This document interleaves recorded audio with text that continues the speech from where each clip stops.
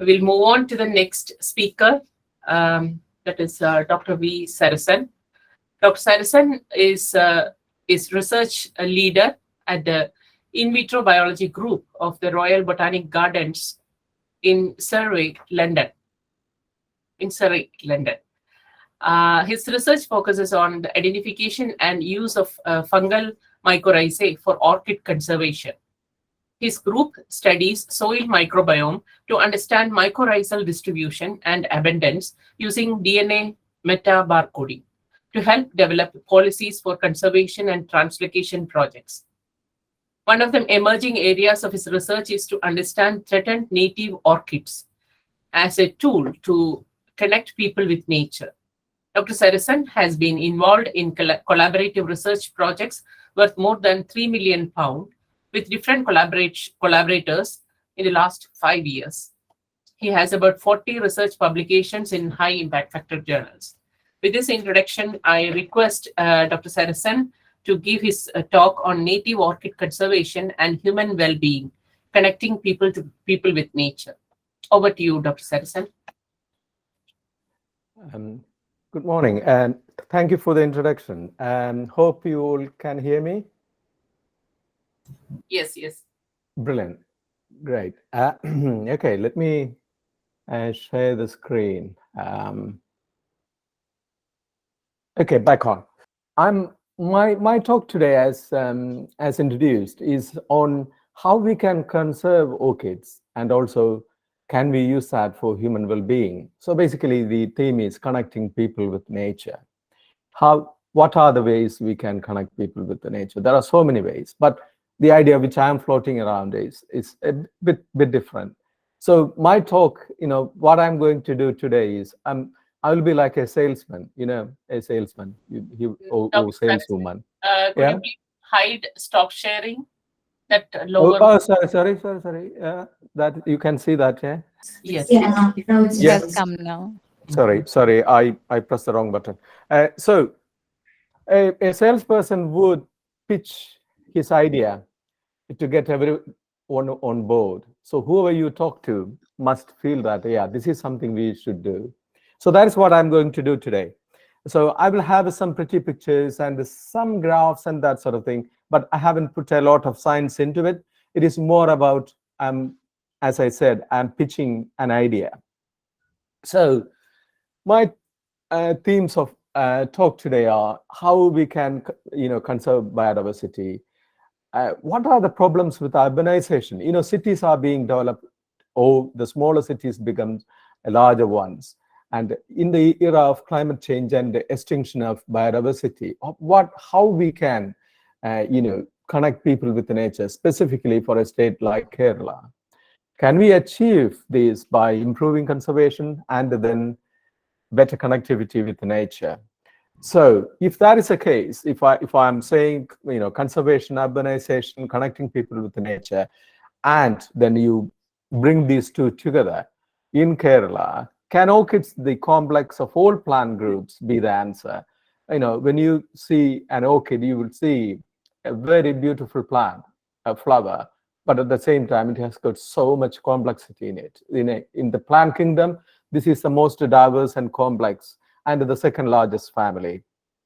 So urbanization is one of the problems we are facing now. India has the largest rural population, all over the world. If you compare, 893 million, that means 89 crores, yeah?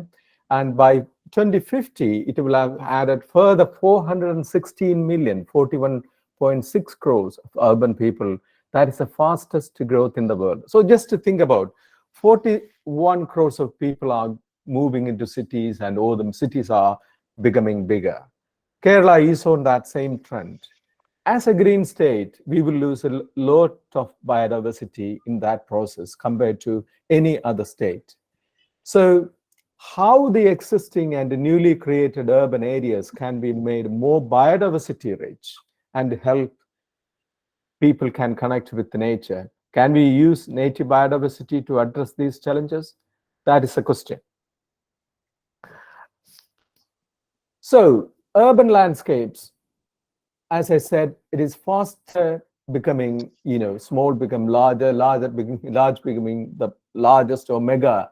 So if that is the case, Kerala is undergoing rapid urbanization. Two of the largest urban areas in Kerala, Kochi and Thiruvananthapuram, showing how urbanization can impact people's health. While I'm researching this, one of the things was things which I have noted was Kerala and Kochi, Trivandrum and Kochi got the highest density of people with the diabetes in India. I think I may be wrong, but I think if not the two highest, it is in the top 5. How that can be possible in a state like Kerala? So that means there is something wrong with our lifestyle, or there are things which we are not doing right. So generations of people lose connectivity with nature. So we need to get out, we need to walk, we need to see nature. So if that happens, it will impact people's health, and also it will improve the biodiversity in the state. I will tell you how that can happen. Cities have very limited open green space for people to enjoy. So that is one of the reasons why I'm talking about the urban landscapes and conservation together. I'm comparing two places. I live in London, and so I also got a place in Trivandrum. So I can relate to those two places very easily. So on the left-hand side, it is in London with a population of around 10 million now, Trivandrum nearly 1 million. So London got 47% of London is green space. You may be thinking London is a very huge metropolis, not much green space or anything. But it's not right, because it is not the fact. It is a very green space. When you look around London, the city of London covers more than 1,500 square kilometers, more than 10 million trees in London, 13,000 species inhabiting, 3,000 parks, 30,000 allotments. Allotment means, if I don't have a garden, I can get a piece of land, I can grow my vegetables, flowers, and that sort of thing. The government will give you that. And we got, nearly 3 million private gardens. Any person who got a house will have a small garden. And then 2 national nature reserves. So overall, 47% of London is green space. That is 6,000 square kilometers is classified as open space, so where people can go and enjoy. But if you look at the right-hand side, the Trivandrum, it is a small area. The map is reflective of actually Trivandrum. I took a larger map, but we have only green spaces. I would say the Kanakund Palace or the museum or the Gandhi Park, or that is it really, isn't it? There isn't any other green space in Trivandrum or in any other cities in Kerala. So that is the challenge for policymakers and governments, how we can get people out, or we can give the people better quality of life. So this is a nickname the Kerala got, God's own country, can be a misnomer in 10, 20, 50 years. So the reason I'm asking is the biodiversity laws and the biodiversity conservation happening side by side, is that enough? So if I'm saying biodiversity laws, as a small densely populated state, it is biodiversity rich, it is more prone to decline compared to other states, because it is a highly dense state in terms of population.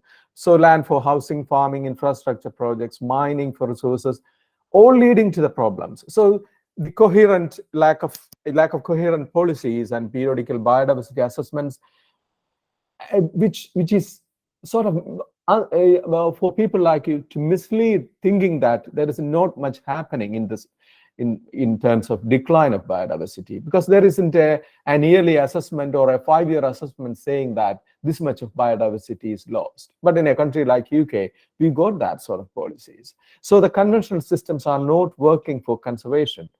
So on the right-hand side, I'm saying we should have policies. We should think outside the box. We always say this as a cliche, isn't it? Being creative and bring new ideas.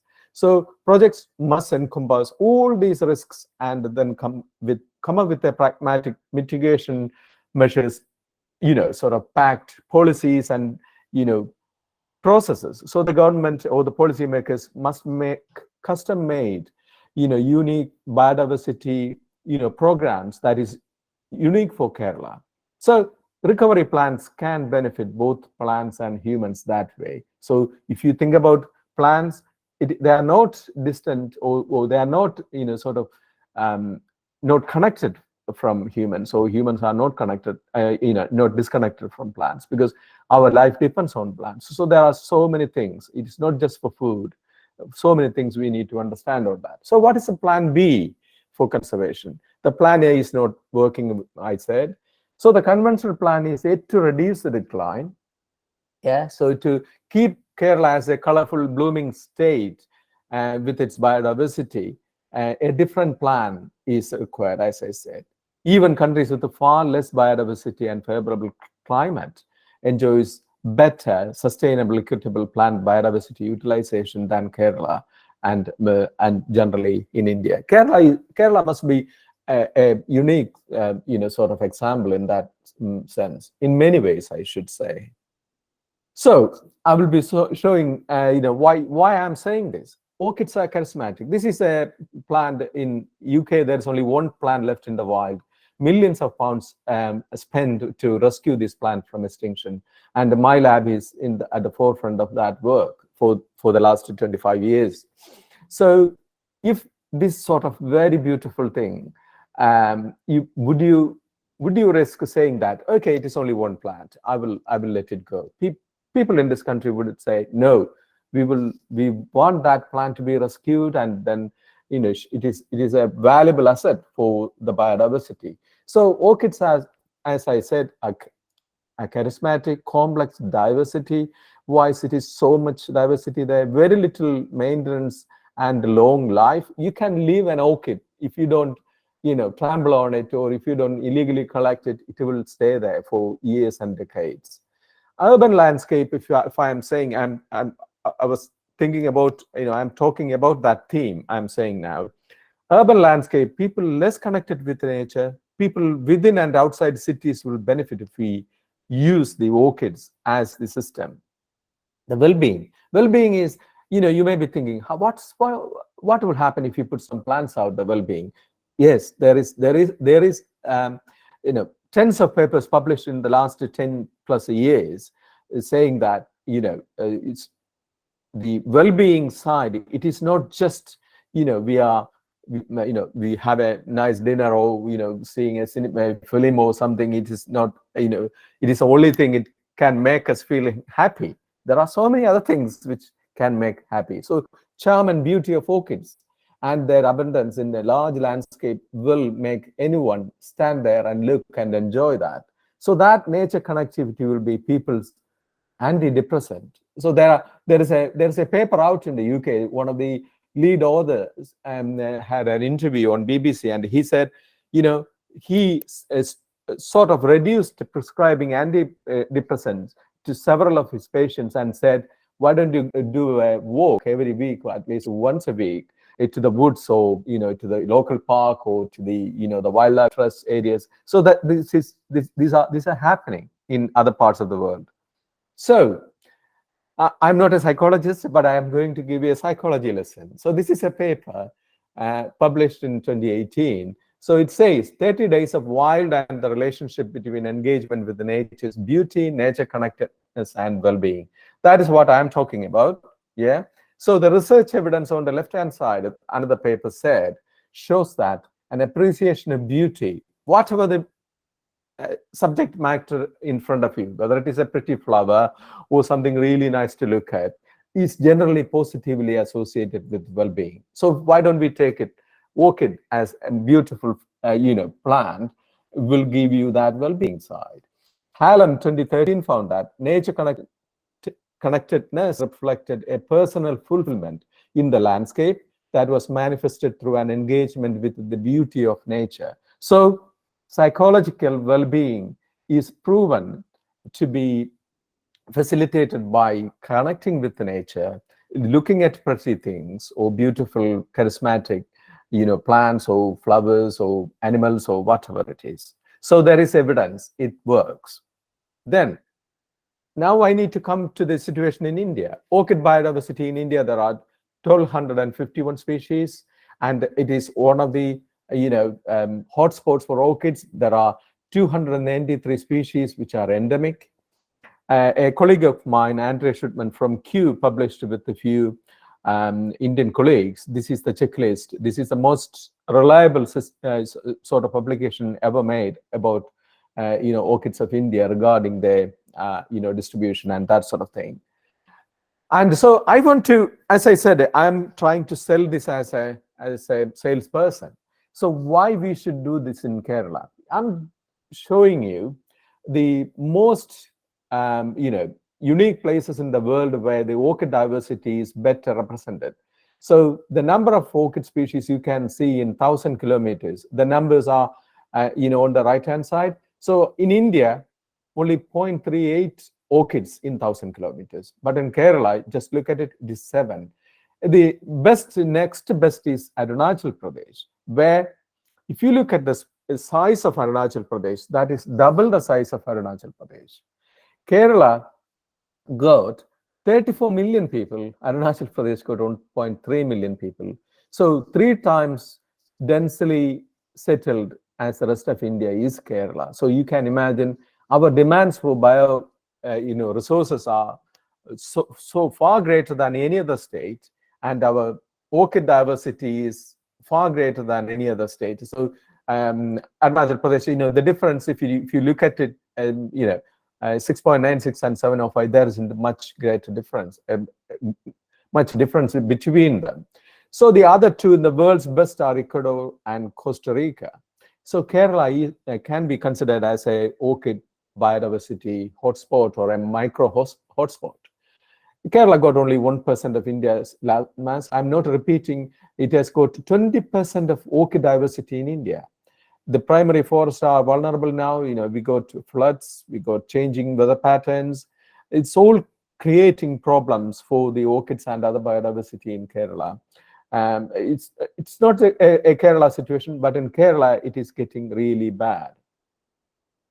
Kerala can become the greenest and most colorful states in India. So what we have to do, we got the plant biodiversity to achieve this. We got an educated and skilled young generation.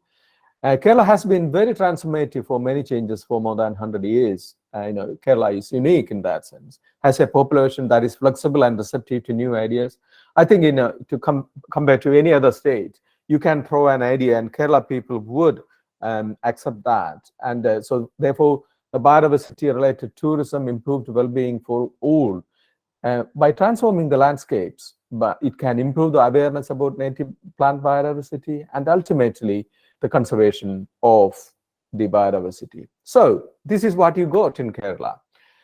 This is only a sample which I am showing. We, I forgot to thank my colleague, Professor Ganga Prasad. I and him and a few other colleagues from the Botany department are trying to develop a project. Thanks, Professor Ganga Prasad, for inviting me to give this talk. And we selected these plants. These are orchids. And some of these orchids are so beautiful. These are the 6 out of 21 or 22 species we selected. Look at the beauty of, but still we are buying orchids from Thailand or something, and we are selling our, most of the hybrids come from outside India. Why? We can have, or I shouldn't say we can, you can have your own, hybrids in Kerala or in India. When you look at these plants, these are so beautiful, so charming. You will stand and, admire the beauty of these plants. So if you look on the left-hand bottom corner, there is a plant which is climbing onto the tree. It is called Vanda tessellata. This single species got so many variants in the sense the colors, the shapes, and all things change. Just this is a single species, just to look at the diversity.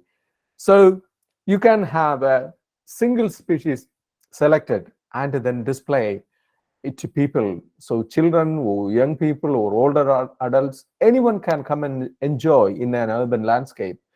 It's not stopped there. Look at that. The same species, so much diversity. That is a single species showing that much diversity. I have never seen this sort of variations within a single species in floral variations. There is a species in a genus in UK called the Dactylorhiza. It has got a similar sort of diversity. And they can, as you can see in the middle, they can grow profusely on trees, and most of the trees are sort of covered with orchids. And they, on the right-hand bottom corner, one of the Q, artists drew this, when they got the first specimen from India ages ago. So they are so beautiful. So we have to use them so people can understand our biodiversity. They can enjoy, they will get the information. Children can get more connection with the nature, and that is the idea. So for that, we need evidence, isn't it? Because you can't just to say that orchids are pretty. So you also need to show that, so the sort of evidence-based conservation must be the outcome, and that should help the climate resilience of these orchids in the future. To get to that, we have to plant thousands and hundreds of thousands of orchids into urban landscapes. In 5 or 10 years, we may be able to understand whether these orchids are climate resilient enough. So mycorrhizal fungi are needed. Can an urban landscape be near optimal as wild habitats for some of these orchids? Will they recruit seedlings in an urban environment? If some will and some won't, what are the key factors for successful colonization? These are the things we may be able to study in 5 or 10 years' time. So this is the method. You can get a small capsule, you will get thousands and thousands of seeds. On the right-hand side is the plant which I showed you the first slide, that is the lady slipper orchids. Helga is, dusting the seeds onto aluminum foil and collecting and for seed germination. Now I'm going to talk about an orchid. My research recently with my group is doing. On the left-hand side of your screen is the green-winged orchid. And I must come back to this lady slipper orchid. I wouldn't usually show a picture like this because it is not looking very good, isn't it? But in the last 25 years, we found it very difficult to grow this orchid in pots and get reasonable sized seedlings after 2-3 years. In the last 6 months of our research, we found a way to grow this lady slipper orchid, 10 times the growth we could achieve in the last 25 years. So that's why I'm showing these, plants. This is a pride and joy of my work in the last my team's work in the last 6 or 8 months, because we can produce plants that we can make them grow faster. So that means if we produce 1,000 plants, we may get something like 80 plants survived, weaned, so we can give these plants to people who will plant them in the wild. So I'm coming to the green-winged orchid. This is a mycorrhiza-assisted reintroduction of this British orchid. So the idea is to identify the mycorrhizal fungi from the roots of wild plants, then produce symbiotic seedlings. Basically means you will have the mycorrhizal fungus colonized inside the roots, and then develop novel transplantation systems, as I showed you in the earlier slide, and then produce high-quality seedlings which can go into the wild, and then compare symbiotic against asymbiotic. Asymbiotic means no fungus inside the plants. At the same time, we need some evidence, of where we are going to put these plants into the wild. We can't chuck these plants anywhere. So that means we have to study the soil microbiome. So the wild soil to be studied, and the reintroduction site and the translocation site. Translocation means there is no orchid present in the past of the same nature, same type. So we are going to introduce that, translocating that orchid into that. And which lineages of mycorrhizal fungi are there in the soil? At what abundance? Can we understand that? How they distributed across these sites? How other fungi are distributed as well? And what is their abundance in relation to the mycorrhizal fungi? So these all sorts of things can be studied. So these are the sites which we have studied in the last 2-3 years. On the left-hand side is the UK map, and on the right-hand side is the Essex map of the small area in the Cumbria site. The Cumbria site is the northern site. Then also on the left-hand side, you can see Oxley Meadow. That is only an hour and a half from where I live in Essex. So these two sites I'm showing, the Cumbria sites on the top got only 3,000 of green-winged orchid. But the Oxley Meadow site in Essex got 75,000 orchids in 5 acres of land. The Cumbria site, tens of, I would say more than 100 acres of land got only 3,000 orchids. So why that Oxley Meadow with the 5 acres of land got 75,000 of these orchids? That is amazing. So we studied the soil from all these. So if you look at the blown up image on the right hand side, you can see the wild site, which is the the 3,000 orchid, the lots. Then the other sites, we are going to reintroduce these orchids. They are not that far away, maybe 10, 15 miles, 20 miles away. And you can see the sea in the middle. So it is a bay. It is called a Morecambe Bay in Cumbria. Now, what we have done is we collected soil and the roots, and then we have done a DNA metabarcoding. So just a gram of soil is essential for that.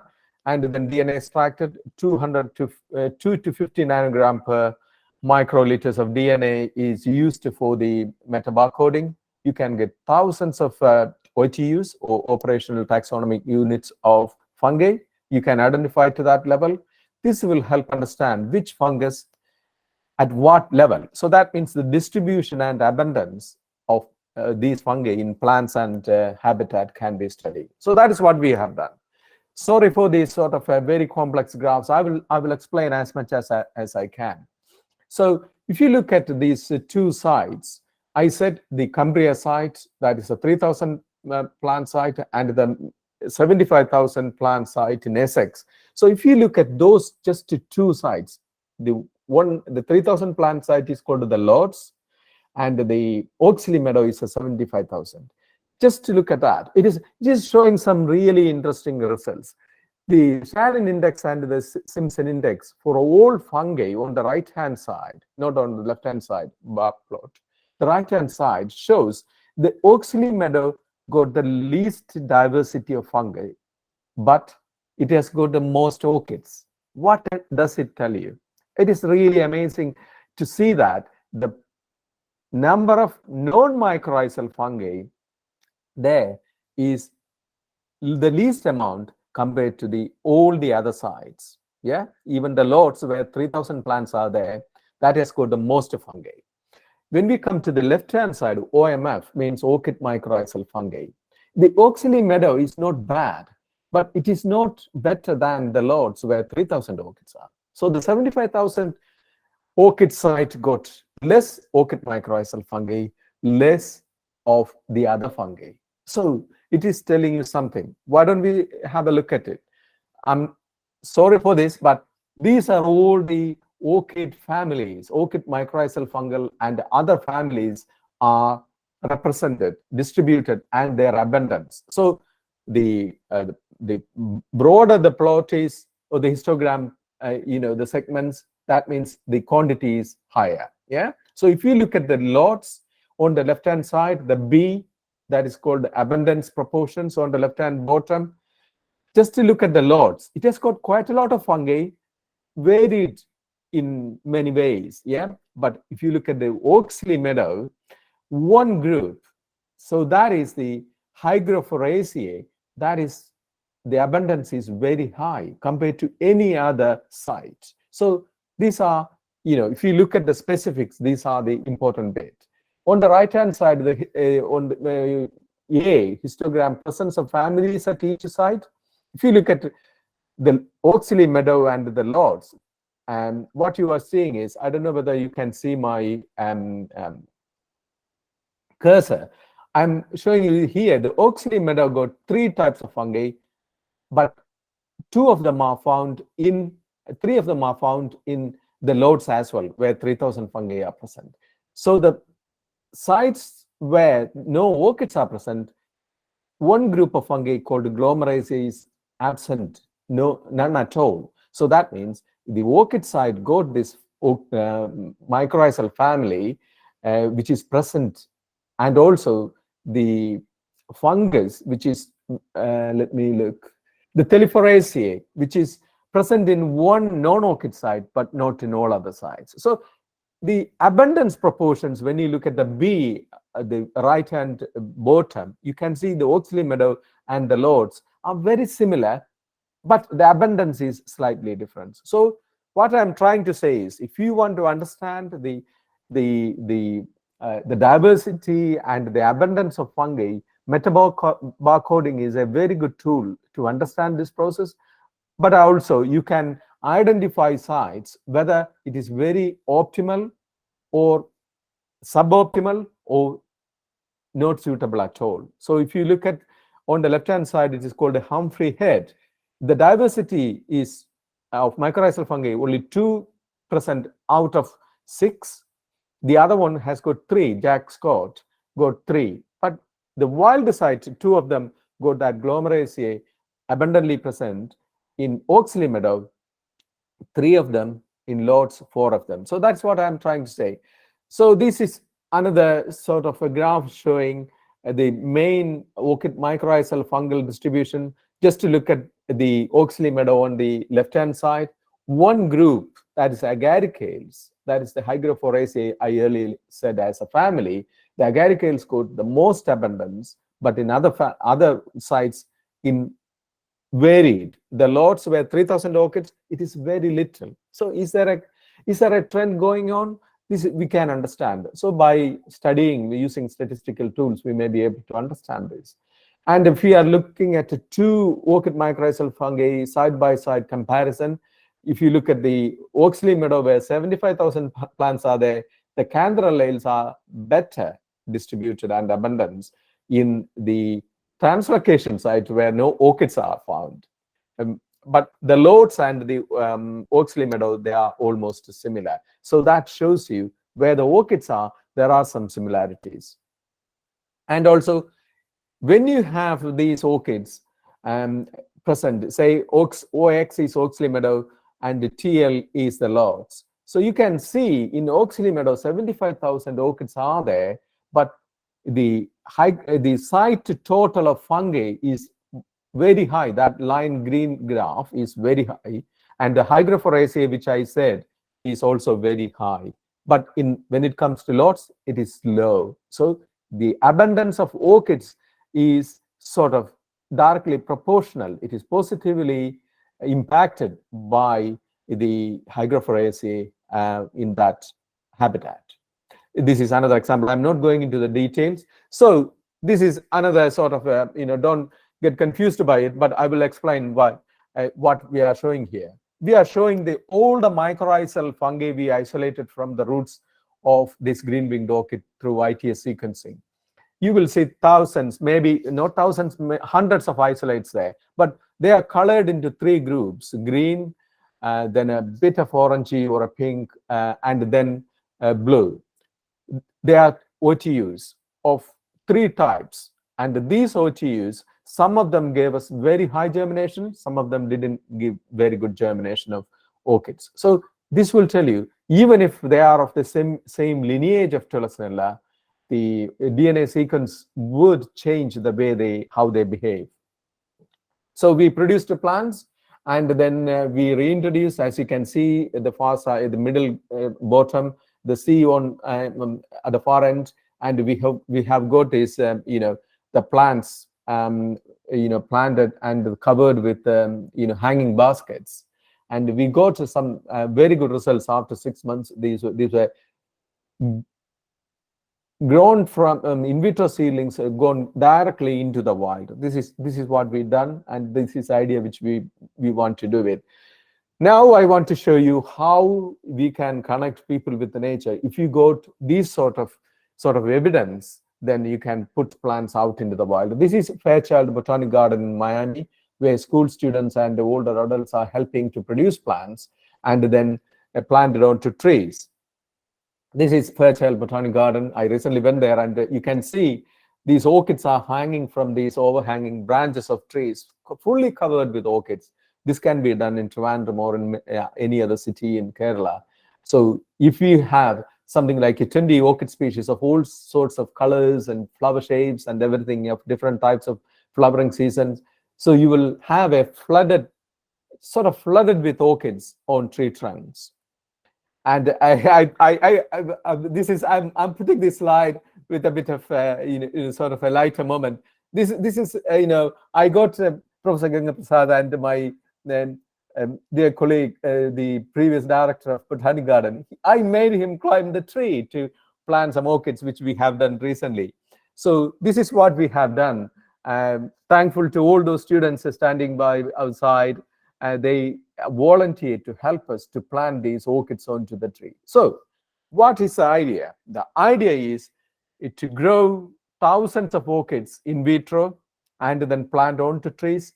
But at the same time, we got thousands and thousands of orchids which are growing on tree trunks at the moment on roadside verges and that sort of areas. But in India and Kerala, there's a lot of road expansion is going. Some of these orchids will be felled in the next 5-10 years. If we can rescue those orchids and plant inside the city in the next coming 5 years or so, we will be transform the city as a haven for orchids. So these orchids will be planted onto these trees, and in 5 years' time, we will know whether these orchids recruited mycorrhizal fungi from these trees, whether these orchids also produced flowers and seeds and then produced seedlings, whether we can see new seedlings, whether some of these plants would just only flower, they don't set seeds at all. So that means that climate change resilience of some of these orchids can be studied. So we will be planting, if we are getting enough funding, we are not just planting the most charismatic orchids, we will also try to plant some of the very rare orchids. So these are some of the things which we will love to do. So basically, the idea is Trivandrum can be transformed into an orchid valley, basically. Most of the trees lining the Kavadiya, a museum area, or the Kanakunda Palace trees can be, sort of covered with orchids. In 5-10 years' time, some of these orchids will cover most of these trees, and then people can come and enjoy. One of the things which I spoke to when I met some of the policymakers while I was in India is that the Western tourists and people like them coming to Kerala, they would love to see these sort of things, because in UK, people go to see plants from other parts of the world. They just spend money to walk for days to see some of the orchids and very rare plants. So if Kerala can offer that, they will love to have a walk from Museum Junction to Kavadiya, or just to walk in the grounds of Kanakunda Palace to see these orchids, the beauty, the charm these orchids can provide to visiting public, the local people. Children will enjoy seeing them and also understand why these orchids are important. And the impact of the legacy of this sort of a project is that the well-being side is looked after over a long period of time. We don't need to take care of these orchids at all. Once they establish, they can be left alone. The nature take its course. And it is a low maintenance thing. And also the generations which come after, the next one, the one after, they all will understand why our biodiversity is important to us. And that will help not just saving orchids from extinction, very rare plants which are also facing a severe threat in the wild habitat can be saved from extinction. So with that, I will stop the presentation, and thank you very much for listening, and hope I haven't put you to sleep. Thank you very much for that. Thank you. Thank you, Dr. Sarasan. That was a wonderful talk. We enjoyed it, because of the diversity of the talks. I particularly thank the organizers, Shivakumar sir and Ganga Prasad sir, for organizing such a series of talks. Diverse subjects, and it was really interesting. Thank you for your attempts to bloom Trivandrum with orchid flowers. And, I would like to ask students and other participants if they have any clarifications needed. We can have 1 or 2 questions. Just 1 or 2. Sure, thank you. Excuse me, sir. Hello. Who is that? Who is that? I'm Dr. Vidya. Hi, Vidya. As per your presentation, you are telling we are having so many species, varieties of orchids in Kerala. Yeah. But the thing is that we are depending on the imported varieties for we are Yeah. purchasing it by giving huge money, Yeah. and we are not propagating it Yeah. in our own Yeah. manner. Yeah. So, what you can suggest for us? You know what? This is an excellent question. Is it because of the diversity of the orchid is located in this Western Ghat region, or that uh, temporal diversity? Because of it, that, it is not the diversity or the where it is present. It is more about sort of joined up policies. Say, for example, if I give you an example. In UK and Europe and United States, there are millions of orchids sold every year, but most of these orchids come from the Southeast Asia, African countries, and so they hybridized and produced the hybrids which we all see now, or in Singapore, they also done quite a lot of hybridization.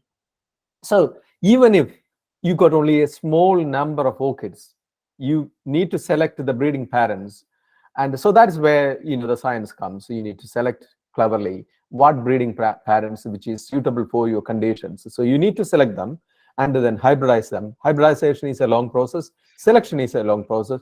So from hybridizing to producing seeds, then to produce plants, and then selecting, that will take, I would say, from 7 to 15 years to produce a hybrid.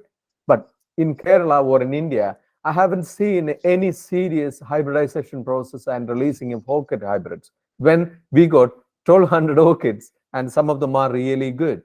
So you can even hybridize a cool growing orchid with a sort of a lowland orchids. Nothing will stop you from doing that.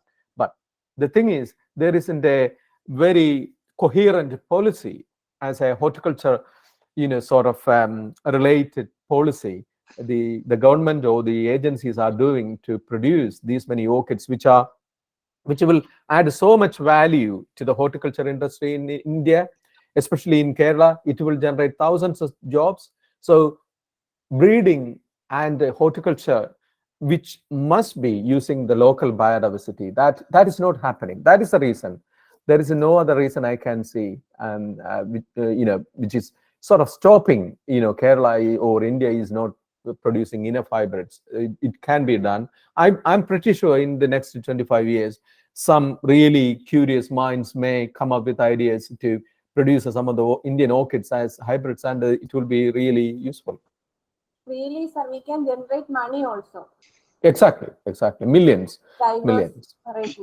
Okay, Yeah. thank you, sir. Thank you very much for the wonderful presentation. Hello, you. sir. This is Anchal Rana. First of all, thank you for the idea you pitched. We almost bought it. And this is just to join the discussion what Dr. Vidya was asking. I happened to be at Annamalai Tiger Reserve yesterday, and we visited an orchidarium they had developed on site. And they had displayed 145 species of endemic orchids and also standardized their growing patterns and as per the information given by them.